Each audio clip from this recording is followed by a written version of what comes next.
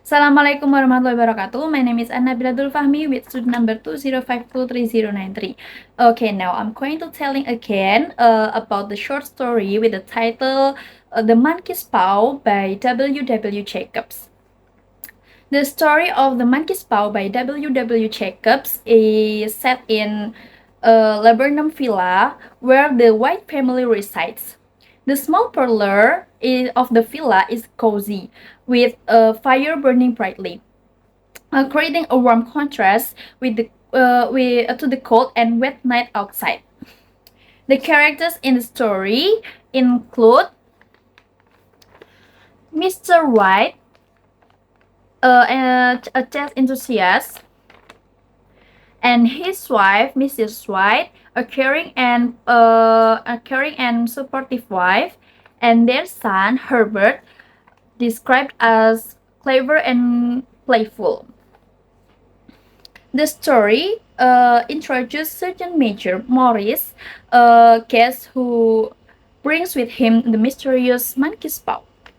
The problem arises when Sergeant Major Morris tells the Whites about the monkey's paw, a talisman with the power to grant three wishes, but with a grave consequence.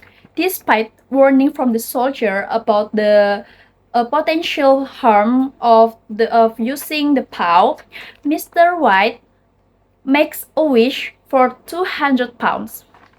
The wish is granted, but it leads to tragedy as their son Herbert is killed in a work accident. The order of events unfolds as the Whites receive compensation for Herbert's death, leading Mrs. White to demand that Mr. White use the paw to wish their son back to life.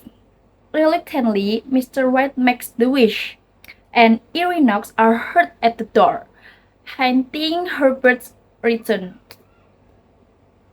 The tension builds as Mrs. White frantically tries to open the door to let in their son, while Mr. White desperately searches for the monkey's paw to make his final wish.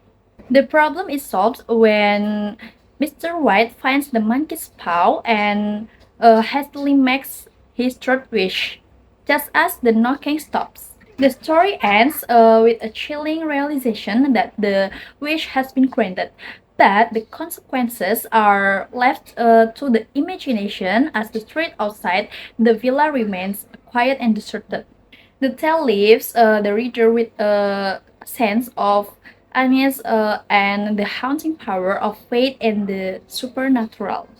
So that's all. Thanks so much for listening to me. Wassalamualaikum warahmatullahi wabarakatuh.